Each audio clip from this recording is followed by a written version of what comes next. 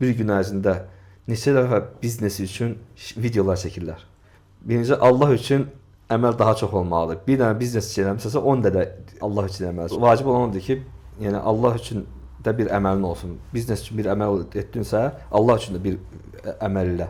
Yəni şərt deyil ki, özün nəsə danışıb şey eləyəsən, alimlərin dərsinin videolarını paylaş. Ola bilsin ki, birbaşa fikirləşir ki, bu gün nə əməl eləyə bilərik ki, biznesimiz daha da qabağa getsin. Bu gün Allah üçün hansı əməlləri etmişəm?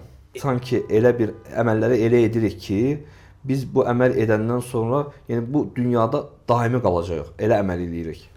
Deməli çalışmaq lazımdır. Necə ki dünya üçün çalışırıq, Allah üçün də əməllər etməyə çalışmalıyıq. Çünki vaxt gələcək peşman olacaq. Necə ki Uca Allah Quran-Kərimdə buyurur ki, kaş ki mən həyata qayıdardım. Həyata dünyanı əməl etmək üçün yox, axirət üçün əməl etməyə qayıdardım. Yəni sənə qalan Allah üçün etdiyin əməllərin olacaq. Amma dünya üçün etdiyin bu bizneslər, zatlar hamısı burada, ola bilsin varislər və övladlar var və s. qalacaq.